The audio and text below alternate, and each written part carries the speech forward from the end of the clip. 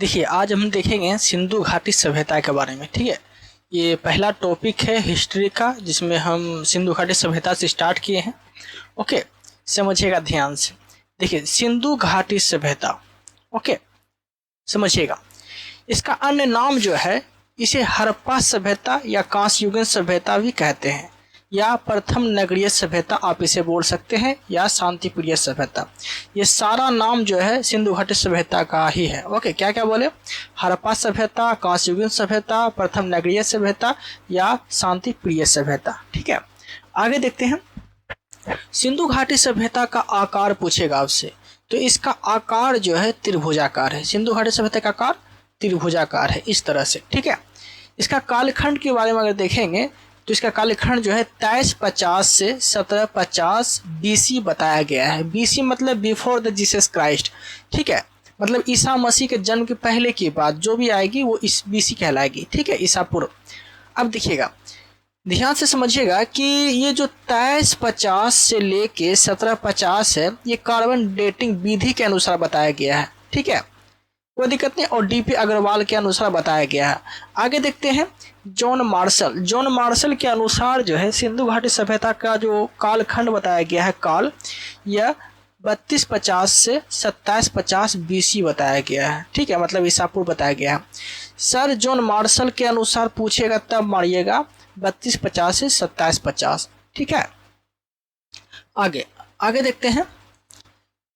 इस सभ्यता की सर्वप्रथम जानकारी जो दी थी, मतलब सिंधु घाटी सभ्यता की सर्वप्रथम जानकारी दी थी, ये दिए थे चार्ल्स मेसन। कब दिए थे? 1826 में दिए थे। पहली बार जानकारी 1826 में दिए थे। ठीक है, आगे देखते हैं। बर्टन बंधु के अनुसार जो है, बर्टन बंधु मतलब ये हो गया कि विलियम जेम्स और विलियम, मतलब विलियम बंधु, जेम्स बंधु और विलियम बंधु, इसलिए शॉर्ट में लिखे यहाँ पे बर्टन बंधु।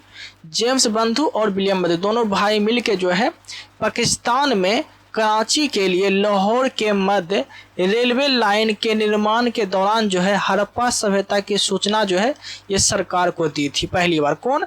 जेम्स बंधु और विलियम बंधु ने। ठीक है, कोई दिक्कत नहीं है। आगे देखते हैं। सर जॉन मार्शल के नेतृत्व में जो है 1921 ईस्वी में हड़प्पा सभ्यता की खुदाई की गई थी। किसके नेतृत्व में? सर जॉन मार्शल के नेतृत्व में। ठीक है, अब देखिएगा, सिंधु घाटी सभ्यता का नामांकन पूछेगा कि नामांकन कौन किए थे, तो सर जॉन मार्शल ने ही किए थे। सिंधु घाटी सभ्यता का नामांकन, नाम दिए थे ही। ओके, आगे देखते हैं। आगे है, ये जो सिंधु घाटी सभ्यता जो है, सिंधु घाटी सभ्यता का सर्वेक्षण कौन किए थे? तो जेम्स कनिंघम किए थे। कौन किए थे? जेम्स कनिंघम किए थे। कब किए थे? 1853 ईस्वी में। ठीक है, सिंधु घाटी सभ्यता का पूछेगा आपसे, इसका सर्वेक्षण कौन किए थे? तो जेम्स कनिंघम किए थे। कब? 1853 ईस्वी में। ओके, अगला है, सिंधु घाटी सभ्यता की पहली खुदाई जो है दयाराम सहनी द्वारा की गई थी। कब? तो 1921 ईस्वी में। ठीक है, अब देखिएगा, इसकी जानकारी के लिए जो है खुदाई में हड़प्पा सभ्यता की जो खुदाई हुई थी 1921 ईस्वी में की गई थी, अतः इसे हड़प्पा सभ्यता भी कहते हैं। मतलब सिंधु घाटी सभ्यता को आप हड़प्पा सभ्यता भी कह सकते हैं। ठीक है, आगे देखते हैं।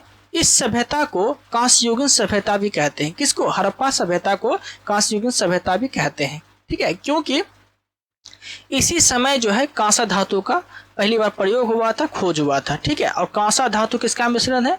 तांबा प्लस टीन का मिश्रण है। ठीक है, अब देखिएगा, अब हम देखने वाले हैं हड़प्पा सभ्यता का विस्तार। हड़प्पा सभ्यता का विस्तार जो किया गया था, ये 4 दिशा में इस तरह से किया गया था, उत्तर, दक्षिण, पूरब, पश्चिम, इस तरह से किया गया, जो इस तरह से है। ठीक है, उत्तर में मांडा पड़ता था, जो कि जम्मू कश्मीर में पड़ता है मांडा। ठीक है, और दक्षिण में देखेंगे तो दक्षिण में जो है दयामाबाद पड़ता था। देखिए, थोड़ा छोटा करना पड़ेगा इसको।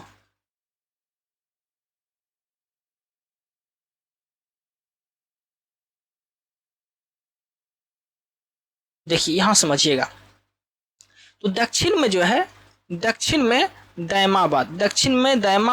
ठीक है, दक्षिण में दयामाबाद, और उत्तर में मांडा जो जम्मू कश्मीर में पड़ता है, और दयामाबाद जो कि महाराष्ट्र में पड़ता है। ठीक है, पूरब में आलमगीरपुर पड़ता था जो कि यूपी में है, और पश्चिम में सूतकांगेडोर पड़ता है जो कि कहाँ पे है, तो पाकिस्तान में है। कहाँ पे? पाकिस्तान में है। ओके, कोई दिक्कत नहीं है। अब ध्यान से समझिएगा, मांडा पूछेगा आपसे कि मांडा किस नदी के किनारे स्थित है, तो चिनाब नदी के किनारे स्थित है, ठीक है।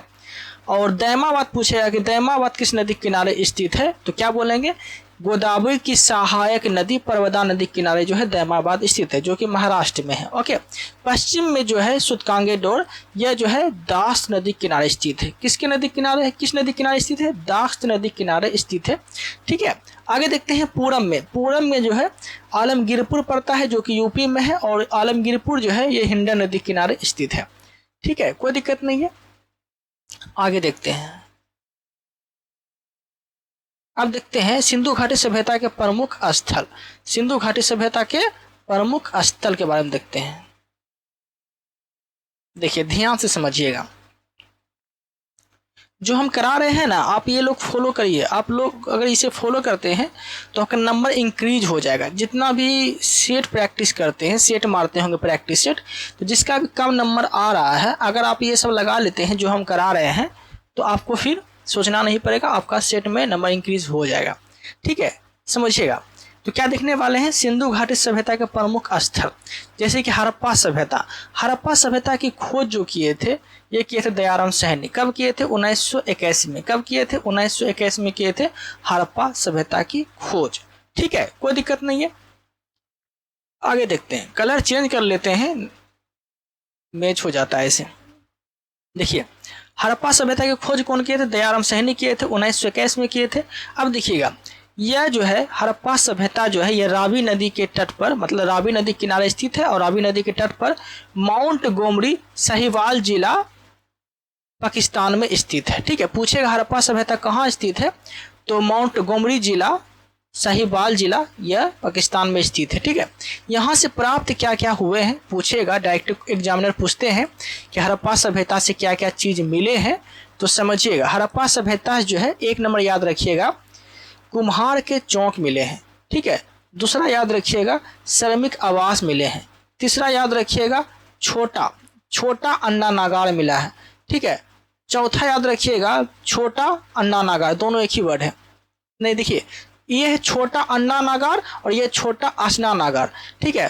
पांचवा है RH47 कब्रिस्तान मिला है, ठीक है। क्या क्या मिला है फिर से बोल देते हैं, कुम्हार के चौक मिला है, श्रमिक आवास मिला है, छोटा अन्ना नागार मिला है, छोटा आसना नागार मिला है, RH47 कब्रिस्तान मिला है, ठीक है, RH47 कब्रिस्तान मिला है। स्वास्तिक चिन्ह मिला है। स्वास्तिक चिन्ह किसे बोलते हैं, इसे बोलते हैं स्वास्तिक चिन्ह, इसे, ये मिला है, ठीक है, याद रखिएगा, ये मिला है स्वास्तिक चिन्ह। ओके, आगे देखते हैं, हाथी का प्रमाण मिला है, तांबे इक्का का गाड़ी मिला है, मातृ देवी की मूर्ति मिली है, ठीक है, ओखली लकड़ी की ओखली मिली है, ठीक है। तो ये सब सारे के सारे जो है किससे मिले हैं, तो हड़प्पा से मिले हैं, ठीक है। क्या मिले हैं, ये हड़प्पा से मिले हैं, सारा हड़प्पा से मिले हैं, ठीक है, याद रखिएगा, कोई दिक्कत नहीं है। आगे देखते हैं, मोहनजोदड़ो की खोज पूछेगा आपसे, किसके खोज कौन किए थे, तो मोहनजोदड़ो के जो खोज किए थे, ये किए थे रखाल दास बनर्जी। कब किए थे, 1922 में किए थे, ठीक है। यह सिंधु नदी के तट पर पाकिस्तान के लड़काना जिला में स्थित है। पूछेगा कि मोहनजोदड़ो जो है किस नदी के तट पर स्थित है, तो सिंधु नदी के तट पर स्थित है। और सिंधु नदी के तट पर स्थित है कहाँ, क्या, तो मोहनजोदड़ो, यही चीज लिखा है, ठीक है, और सिंधु प्रांत में स्थित है। मोहनजोदड़ो से जो है मोहनजोदड़ो का अर्थ पूछ रहा है। मोहनजोदड़ो का अर्थ क्या होता है, तो मृतकों का टीला, ठीक है, मृतकों का टीला। सिंधु सभ्यता का सबसे बड़ा शहर जो था, यह मोहनजोदड़ो था। सिंधु घाटी सभ्यता का सबसे बड़ा शहर क्या हो गया, शहर सबसे बड़ा क्या हो गया, तो मोहनजोदड़ो हो गया। ओके, कोई दिक्कत नहीं है। आगे देखते हैं, यहाँ से प्राप्त वस्तु, मतलब मोहनजोदड़ो से क्या क्या प्राप्त हुए हैं, तो पुरोहित आवास मिले हैं, विशाल अन्ना नागार मिले हैं, विशाल अन्ना नागार मिला है, सूती वस्त्र का प्रमाण मिला है, कपास का प्रमाण मिला है, कांसे की नर्तकी मिली है। ये सब सारे के सारे जो है मोहनजोदड़ो से प्राप्त हुए हैं, ठीक है, कोई दिक्कत नहीं। फिर से बोल देते हैं मोहनजोदड़ो से क्या क्या मिला है। पुरोहित आवास मिला है, क्योंकि ये सब पूछते हैं इसलिए हम दोबारा बोल रहे हैं। पुरोहित आवास मिला है, विशाल अन्नानागार मिला है, विशाल स्नानागार मिला है, सूती वस्त्र का प्रमाण मिला है, कपास का प्रमाण मिला है, कांसे की नर्तकी मिली है और पशुपति शिव की आकृति मिली है। कहाँ से? तो मोहनजोदड़ो से। ठीक है, कोई दिक्कत नहीं है। अब देखते हैं हम लोग चहुंद्रो। चहुंद्रो समझिएगा, एकदम बहुत भी बेहतरीन ढंग से कराएंगे। ठीक है, ये नोट से करा रहे हैं ना, और नोट से आपको सारा छठवा क्वेश्चन मिलेगा। ठीक है, कोई फालतू नहीं मिलेगा। खोज देखिए, मोहनजोदड़ो की खोज किए थे अर्नेस्ट मेके एवं गोपाल मजुमदार। कब किए थे मोहनजोदड़ो की खोज? तो 1931 में। 1931 में किए थे मोहनजोदड़ो की खोज। यह सिंधु नदी के तट पर पाकिस्तान में स्थित है। मोहनजोदड़ो कहाँ स्थित है? तो सिंधु नदी के तट पर पाकिस्तान में स्थित है। पहले तो पूछेगा आपसे कि मोहनजोदड़ो किस नदी के किनारे स्थित है, तो याद रखिएगा ये सिंधु नदी के किनारे स्थित है। ठीक है, कोई दिक्कत नहीं है। आगे देखते हैं। आगे है चहुंद्रो जो है एकमात्र ऐसा दुर्ग था। ठीक है, चहुंद्रो एकमात्र बिना दुर्ग वाला शहर था। पूछेगा कि बिना दुर्ग वाला शहर कौन था एकमात्र ऐसा, तो चहुंद्रो थे। ठीक है, यहाँ से प्राप्त वस्तु क्या क्या मिले हैं तो समझिएगा। एक चीज याद रखिएगा कि मोहनजोदड़ो जो है सारा चीज जो है मेकअप का मिला है, सजने संवरने का सामान मिला है। ठीक है, सारा लड़की का, जैसे कि मेकअप आदि के सामान मिले हैं। कहाँ से? मोहनजोदड़ो से। जैसे कि लिपस्टिक हो गया, कंघी हो गया, शीशा हो गया, मनका हो गया, मनके बनाने के कारखाने जो भी हो गया यहीं से मिले हैं। अलंकृत ईंट हो गया, मतलब ईंट पे सजावट जो होते हैं। ठीक है, बिल्ली का पीछा करता हुआ कुत्ता का प्रमाण जो मिला है ये मोहनजोदड़ो से मिला है। गुड़िया का प्रमाण मिला है कहाँ से? तो मोहनजोदड़ो से मिला है। ठीक है, कोई दिक्कत नहीं है। आगे देखते हैं। आगे देखते हैं कालीबंगा। कालीबंगा समझते हैं। कालीबंगा का अर्थ पूछेगा आपसे, तो कालीबंगा का अर्थ होता है काली चूड़ियां। ठीक है, क्या होता है? काली चूड़ियां या चूड़ी, काली चूड़ी। ठीक है, इसका खोज कौन किया था या खुदाई? तो बीबी लाल तथा बीके थापर। बीबी लाल बीके थापर किए थे कालीबंगा की खोज। ठीक है, कालीबंगा किस नदी किनारे स्थित है? तो कालीबंगा जो है ये घग्गर नदी किनारे स्थित है। किस नदी किनारे स्थित है? घग्गर नदी किनारे स्थित है। ठीक है, और ये कहाँ पे स्थित है? तो घग्गर नदी के तट पर राजस्थान में स्थित है। क्या चीज? कालीबंगा। ओके, पूछेगा कालीबंगा कहाँ है तो बोलिएगा RJ, मतलब राजस्थान में स्थित है। ओके, आगे देखते हैं यहाँ से क्या क्या प्राप्त हुए हैं। कालीबंगा से क्या क्या प्राप्त हुए हैं? तो काली रंग की चूड़ी के प्रमाण जो मिले हैं यह कालीबंगा से ही मिले हैं। जूता हुआ खेत के जो प्रमाण मिले हैं ये कालीबंगा से मिले हैं। अग्निकुंड के जो प्रमाण मिले हैं ये कालीबंगा से मिले हैं। हल के जो प्रमाण मिले हैं ये कालीबंगा से मिले हैं। तो क्या क्या बोले? काली रंग की चूड़ी, जूता हुआ खेत, अग्निकुंड, हल का प्रमाण, ये सारा का सारा जो है कालीबंगा से मिले हैं। अब देखिए यहाँ पे लिखा हुआ है नोट में पीली बंगा। पीली बंगा भी कहाँ पे है? तो राजस्थान में। पीली बंगा पूछेगा कहाँ है? तो राजस्थान में। पीली बंगा बोले, काली बंगा बोले, सारा राजस्थान में ही है। ओके, आगे देखते हैं रोपर। ध्यान से समझिएगा, रोपर का खोज या खुदाई पूछेगा आपसे कि खोद और खुदाई कौन किए थे? तो यज्ञदत्त शर्मा किए थे। कब किए थे? 1953 में। यज्ञदत्त शर्मा जो है रोपर की खुदाई कब किए थे या खोज कब किए थे? तो 1955 में। यह जो है सतलज नदी किनारे स्थित है। रोपर किस नदी किनारे स्थित है? तो सतलज। सतलज नदी किनारे स्थित है रोपर। ठीक है, सतलज नदी किनारे स्थित है रोपर। आगे देखते हैं यहाँ से क्या क्या मिले हैं। रोपर से क्या क्या मिले हैं? तो मिट्टी के बर्तन मिले हैं। पहले याद रखिएगा कि रोपर से मिट्टी के बर्तन मिले हैं। तांबे की कुल्हाड़ी मिला है। मानव के साथ कुत्ता का शव मिला है। मानव के साथ जो है कुत्ता का शव मिला है। कहाँ पे? रोपर में। ठीक है, कोई दिक्कत नहीं है। आगे देखते हैं। आगे देखते हैं राखी गढ़ी। राखी गढ़ी ध्यान समझिएगा। राखी गढ़ी के खोज और खुदाई कौन किए थे? तो सूरज भान किए थे। राखी गढ़ी के खुदाई कौन किए थे? सूरज भान किए थे। यह जो है घग्गर नदी के तट पर हरियाणा में स्थित है। राखी गढ़ी कहाँ स्थित है? घग्गर नदी के तट पर हरियाणा में स्थित है।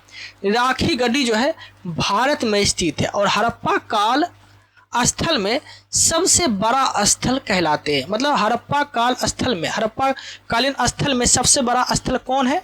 तो राखी गढ़ी है। ठीक है, हड़प्पा कालीन स्थल में। ठीक है, कोई दिक्कत नहीं है। आगे देखते हैं, आगे देखते हैं धोलावीरा। धोलावीरा समझिएगा, धोलावीरा की खोज जो पूछेगा आपसे तो रविंद्र सी बिष्ट किए थे। धोलावीरा की खोज कौन किए थे? रविंद्र सी बिष्ट किए थे। अब देखिए यह स्थल जो है लूनी नदी के किनारे स्थित है। पूछेगा आपसे कि धोलावीरा जो है किस नदी के किनारे स्थित है, तो लूनी नदी के किनारे स्थित है और यह गुजरात में स्थित है। धोलावीरा कहाँ है? धोलावीरा कहाँ स्थित है? तो GJ मतलब गुजरात में स्थित है, ठीक, मतलब गुजरात या GT बोल सकते हैं, GT, ओके, गुजरात में स्थित है, कोई दिक्कत नहीं है। आगे देखते हैं पत्थरों का बना शहर। पत्थरों का जो बना शहर था पहली बार, ये धोलावीरा से मिले हैं। धोलावीरा का अर्थ होता है सफेद कुआं। धोलावीरा का अर्थ क्या होता है? सफेद कुआं। सबसे उन्नत जल प्रबंधन प्रणाली जो है यहीं से मिले हैं, ठीक है।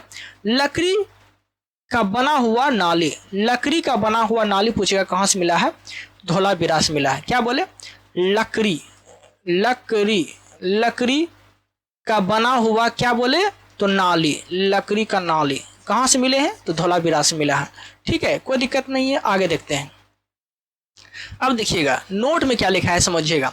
धोलावीरा को यूनेस्को की विश्व धरोहर सूची में शामिल होने वाला जो है यह स्थल जो है सबसे बड़ा स्थल है और 2021 में धोलावीरा को शामिल किया गया था। पूछेगा कि यूनेस्को की विश्व धरोहर सूची में धोलावीरा को कब शामिल किया गया था? तो 2021 में शामिल किया गया था और यह जो है 40वां सबसे बड़ा स्थल है। ओके, अब देखिए आगे भी है, 39वां स्थल पूछेगा आपसे तो कौन है? रमप्पा मंदिर। रमप्पा मंदिर जो कि तेलंगाना में है, इसको कब शामिल किया गया यूनेस्को की विश्व धरोहर सूची में? तो इसको जो है 2021 में शामिल किया गया था, ठीक है। आगे देखते हैं 41वां शांति निकेतन। 41वां जो स्थल थे वो कौन थे? शांति निकेतन। तो शांति निकेतन जो है कब शामिल किया गया था? तो पहली बात याद रखिएगा कि ये जो है पश्चिम बंगाल में है और शांति निकेतन को 2023 में शामिल किया गया था। शांति निकेतन को विश्व धरोहर सूची में कब शामिल किया गया था? 2023 में शामिल किया गया था। एकदम कंटेंट आपको बहुत अच्छा से मिलेगा यहाँ पे। अगर आप यहाँ फॉलो करते हैं आपको कहीं पढ़ने की आवश्यकता नहीं है, ठीक है, आप यहीं से आपका सारा चीज हो जाएगा। 42वां देखिएगा, 42वां जो है हॉलेश्वर मंदिर है जो कि कर्नाटक में, हॉलेश्वर मंदिर है जो कि कर्नाटक में, इसको विश्व धरोहर सूची में 2023 में ही शामिल किया गया था। 2023 में ही शामिल किया गया था हॉलेश्वर मंदिर को। 43वां 43 को जो 43वां जो स्थल है यह है मोइदम। कौन है? मोइदम। और यह जो है असम में स्थित है। कहाँ है? असम में स्थित है। और इसको कब शामिल किया गया था? तो इसको 2024 में शामिल किया गया था, ठीक है। मोइदम को 2024 में शामिल किया गया था, ठीक है। आगे देखते हैं। देखिए आगे है सुतकोड्डा। क्या है? सुतकोड्डा। सुतकोड्डा समझिएगा। सुतकोड्डा जो है कहाँ पे है? तो गुजरात में स्थित है। और सुतकोड्डा जो है घोड़ा के अस्थि पंजर के प्रमाण मिले हैं। क्या मिले हैं? घोड़ा के अस्थि पंजर के प्रमाण मिले हैं। ओके, आगे देखते हैं लोथल। आगे है लोथल, ध्यान से समझिएगा, लोथल इंपॉर्टेंट है। लोथल की खोज कौन किए थे? तो रघुनाथ राव किए थे। लोथल की खोज रघुनाथ राव किए थे। यह स्थल जो है भोगवा नदी के किनारे स्थित है। पूछेगा कि लोथल किस नदी के किनारे स्थित है? तो भोगवा। किस नदी किनारे? भोगवा नदी किनारे स्थित है। भोगवा नदी किनारे लोथल स्थित है, ठीक है, कोई दिक्कत नहीं है। आप समझिएगा लोथल से प्राप्त साक्ष्य, मतलब लोथल से क्या क्या चीज प्राप्त हुए हैं, क्या क्या मिले हैं, तो समझिएगा। पहला याद रखिएगा लोथल क्या है? तो लोथल एक बंदरगाह है, ठीक है। लोथल एक बंदरगाह स्थल है, याद रखिएगा। गोदीवारा का स्थल या गोदीवारा कहाँ मिला है? तो लोथल में मिला है, ठीक है। और लोथल बंदरगाह है। दरवाजा जो खुलते थे लोथल में ये सड़क की ओर खुलते थे। सड़क, जैसे मान लीजिए कि ये दरवाजा हो गया, ये दरवाजा हो गया, ठीक है, ये दरवाजा हो गया और ये सड़क हो गया, तो ये सड़क की ओर दरवाजा खुलते थे, ठीक है, सड़क की ओर दरवाजा खुलते थे, कोई दिक्कत नहीं है। अब देखिएगा सती प्रथा का आंशिक प्रमाण कहाँ से मिला है? सती प्रथा का आंशिक प्रमाण कहाँ से मिला है? तो लोथल से मिला है। फारस की मुहर कहाँ से मिला है? लोथल से मिला है। हाथी के दांत कहाँ से मिला है? लोथल से मिला है। फारस की मुहर कहाँ से मिला है? लोथल से मिला है। स्वास्तिक प्रमाण यहाँ से मिला है, तो लोथल से मिला है, ठीक है। चावल के प्रमाण कहाँ से मिला है? तो लोथल से मिला है। चालक, लोमड़ी तथा कौवा का प्रमाण कहाँ से मिला है? तो लोथल से मिला है। चालक, लोमड़ी और कौवा का प्रमाण कहाँ से मिला है? तो लोथल से मिला है, ठीक है, कोई दिक्कत नहीं है। आगे देखते हैं, अग्निकुंड के प्रमाण कहाँ से मिला है, तो लोथल से मिला है, ठीक है। अब समझते हैं आगे, रंगपुर, रंगपुर की खुदाई और खोज कौन किए थे, तो रंगनाथ राव किए थे।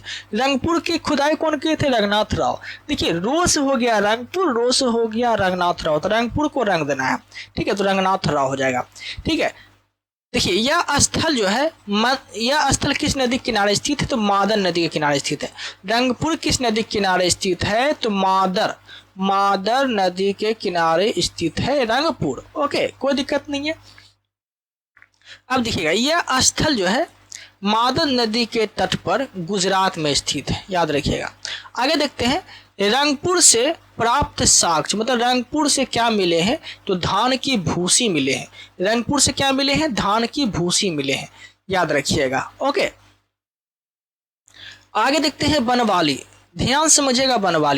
बनवाली की खोज कौन किए थे, तो रविंद्र सिंह बिष्ट किए थे। बनवाली की खोज कौन किए थे, रविंद्र सिंह बिष्ट किए थे। और यह स्थल जो है रंगोई नदी के तट पर हरियाणा राज्य में स्थित है, ठीक है। बनवाली कहाँ स्थित है, तो हरियाणा में स्थित है, हरियाणा में राज्य में स्थित है कौन, तो बनवाली से क्या क्या प्राप्त हुए हैं, तो मिट्टी का हल कहाँ से मिले हैं, बनवाली से मिले हैं, ठीक है। नाली जो यहाँ हुआ करते थे, ये ढका हुआ नाली हुआ करता, मतलब देखिए मिस्टेक हो गया, नाली जो है ढका हुआ नहीं हुआ करता था, मतलब खुला नाली रहता था। फिर से बोल देते हैं कि बनवाली में जो नाली हुआ करते थे, नाली ये ढका हुआ नहीं रहता था, पूरा खुला हुआ रहता था, ठीक है। आगे, यहाँ के सड़कें जो है टेढ़ी मेढ़ी थी, यहाँ के सड़कें टेढ़ी मेढ़ी, ऐसे टेढ़ी मेढ़ी थी, ठीक है, कोई दिक्कत नहीं है। आगे देखते हैं, देखिए आगे देखते हैं, स्वतंत्रता के बाद सबसे ज्यादा खुदाई जो है ये गुजरात राज्य में हुआ है, ठीक है। स्वतंत्रता के बाद पूछेगा किस राज्य में सबसे ज्यादा खुदाई हुए हैं, तो गुजरात में हुए हैं। हड़प्पा तथा मोहनजोदड़ो को जुर्मा शहर कहा जाता है। हड़प्पा और मोहनजोदड़ो को, ये हड़प्पा और ये मोहनजोदड़ो को जुर्मा शहर कहा जाता है, ठीक है।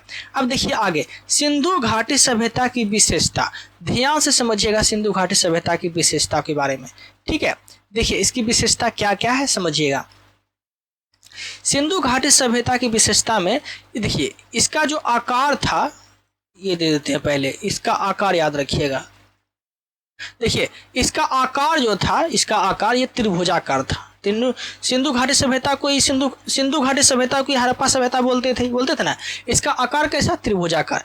धार्मिक चीज क्या था इसमें, तो धार्मिक में मातृ देवी पशुपति शिव की पूजा करते थे, और पशुपति शिव में क्या क्या चीज के आकृति बनी हुई रहती थी, ठीक है। तो चारों ओर जो है बाघ, हाथी, गेंडा की आकृति बनी हुई रहती थी, और आसन के पास जो है भैंसा का चिन्ह था, ठीक है। पैर के पास जो है हिरण के चिन्ह था। डायरेक्ट पूछेगा कि सिंधु घाटी सभ्यता में जो है आसन के पास किसका चिन्ह था, तो भैंसा का चिन्ह था, ठीक है, भैंसा का। ये आपको धार्मिक चीजें पूछेगा। आगे देखते हैं व्यवसाय जो है ये लोग व्यापार करते थे, कहाँ से, तो फारस से, ठीक है। अर्थव्यवस्था जो थी इसकी, मतलब ये कि लोग कृषि करते थे। कृषि में क्या करते थे, तो कपास उगाते थे, ठीक है। कहाँ पे, तो ये मोहनजोदड़ो में यहाँ से प्रमाण मिला है, ठीक है। सिक्का जो है ये, इसका जो सिक्का हुआ करता था टेराकोटा, इसका सिक्का कहलाता था टेराकोटा। सिंधु घाटी सभ्यता का सिक्का टेराकोटा कहलाता था, जो कि पक्की मिट्टी का बना हुआ रहता था, ठीक है, टेराकोटा। आगे देखते हैं, आगे देखिएगा, मोहर जो मिले हैं सेलखरी के। और सेलखरी क्या हुआ करता था, तो देखिए सेलखरी जो हुआ करते थे, मतलब इसमें एक सींग वाला बैल का ची हुआ करता था। सेलखरी जो मोहर थे, तो मोहर में पूछेगा किसका ची था, तो एक सींग वाला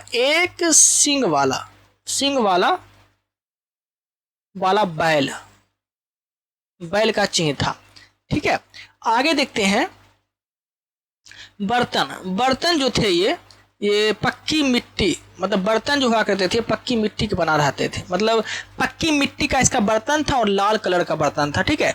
इसकी सभ्यता देखिएगा, इसकी सभ्यता जो थी ये शहरी सभ्यता थी, एकदम प्रथम नगरीय सभ्यता थी। मतलब सिंधु घाटी सभ्यता जो थी ये प्रथम नगरीय सभ्यता थी एवं शहरी सभ्यता थी एवं शांतिप्रिय सभ्यता थी। ये हम पहले ही बता चुके हैं।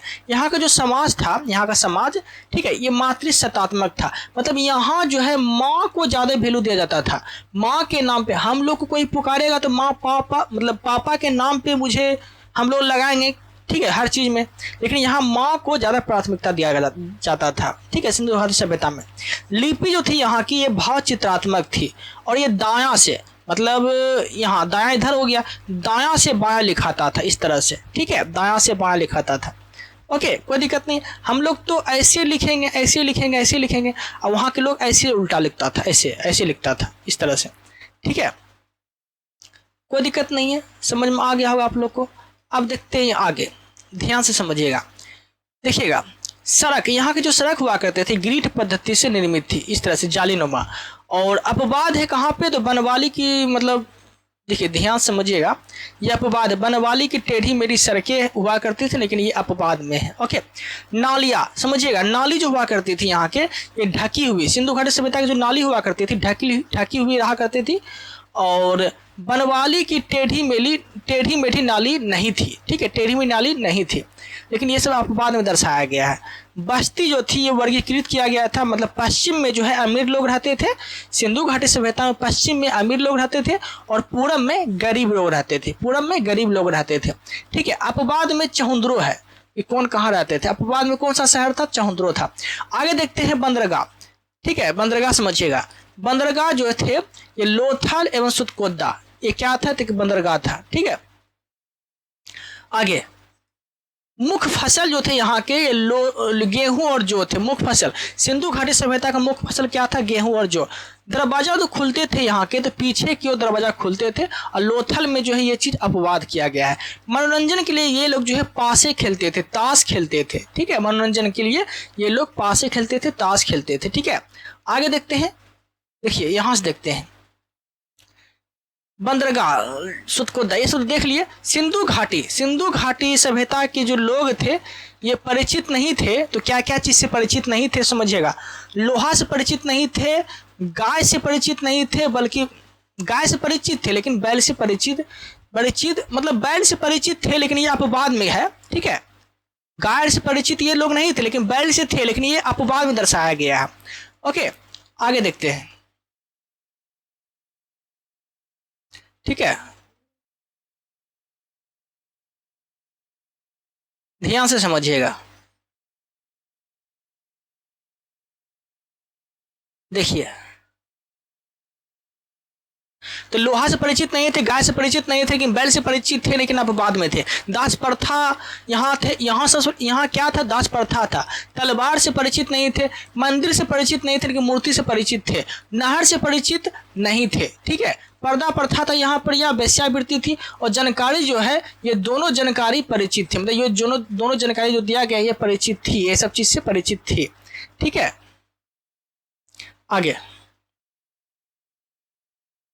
आगे देखते हैं, देखिएगा, मोहनजोदड़ो से प्राप्त मोहर, समझिएगा ध्यान से। हाथी गंडा बाघ, ये चारों और हाथी गंडा बाघ, ये चारों और मोहर में रहा करते थे, ठीक है। पूछेगा कि मोहर में किसका चिन्ह था, मोहर में किसका चिन्ह था, तो क्या बोलेंगे, हाथी, क्या बोलेंगे, हाथी गेंडा, ठीक है, हाथी गेंडा बाघ, ये सबका चिन्ह था। भैंसा आसन के नीचे हुआ करते थे सिंधु घाटी सभ्यता में। हिरन जो थे ये पैर के पास हुआ करते थे, ठीक है, कोई दिक्कत नहीं है। आगे देखते हैं, आगे जो है ये बोला गया है कि हड़प्पा सभ्यता के काल में 6 स्थल जिन्हें नगर का दर्जा दिया गया है। हड़प्पा सभ्यता में 6 ऐसे नगर है जिसको नगर का दर्जा दिया गया है, ठीक है। जैसे कि मोहनजोदड़ो नगर में आते थे, हड़प्पा सभ्यता नगर में आते थे, नगरीय सभ्यता थी ये सब। राखीगढ़ी नगर में आते थे, धोलावीरा नगर में आते थे, कालीबंगा नगर में आते थे, ठीक है। गनवाड़ी वाला ये भी नगर में आते थे, ठीक है, कोई दिक्कत नहीं है। अब देखते हैं हम लोग आगे,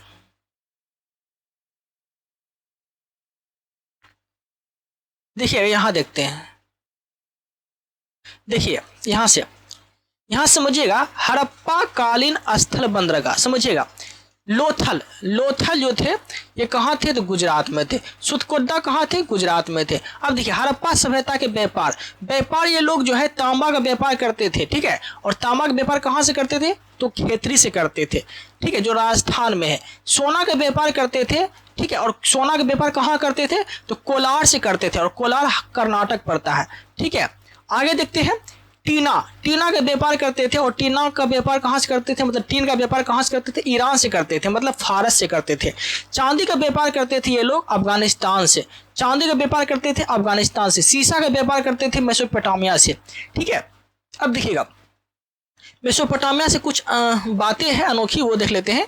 जैसे कि दजला और फरात किस नदी किनारे स्थित है, मेसोपोटामिया जो है, मेसोपोटामिया शहर जो है किस नदी किनारे स्थित है, तो दजला और फरात नदी किनारे स्थित है, ठीक है। विश्व का प्रथम सभ्यता मेसोपोटामिया की सभ्यता, प्रथम ग्रामीण सभ्यता मेसोपोटामिया की सभ्यता थी, ठीक है। कोई दिक्कत नहीं है, समझ में आ गया होगा आप लोग को। आगे देखते हैं, देखिए थोड़ा सा और है, लास्ट है, आपका टॉपिक पूरा खत्म हो जाएगा।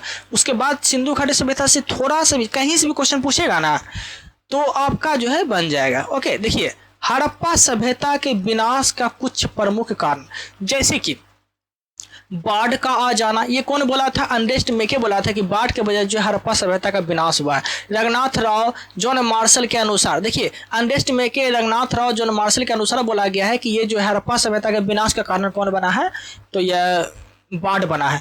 भूकंप का कारण कौन, हड़प्पा सभ्यता जो है भूकंप के कारण की वजह से विनाश हुआ है। मतलब कहने का अर्थ ये हो गया कि हड़प्पा सभ्यता विनाश के कारण भूकंप कौन बताया, तो विल्स के अनुसार आर आक्रमण किए, हड़प्पा सभ्यता आर आक्रमण किए थे, इसलिए हड़प्पा सभ्यता का विनाश हो गया। ये कौन बोले थे, व्हीलर बोले थे। जलवायु परिवर्तन हुआ इसलिए हड़प्पा सभ्यता विनाश हो गया, ये कौन बोले थे, स्टाइल एवं घोष बोले थे। मेसोपोटामिया के अभिलेखों में सिंधु घाटी सभ्यता को क्या कहते थे, मेहलवा कहते थे। सिंधु घाटी सभ्यता, मेसोपोटामिया के अभिलेख में सिंधु घाटी सभ्यता को क्या कहते थे, मेहलवा कहते थे। विश्व का सबसे प्राचीन एवं ग्रामीण सभ्यता जो है मेसोपोटामिया की सभ्यता है, ठीक है, जो भी हम बोले थे। विश्व का पहला नगरीय सभ्यता कौन है, तो सिंधु घाटी सभ्यता। विश्व का सबसे नगरीय सभ्यता सिंधु घाटी सभ्यता, ठीक है।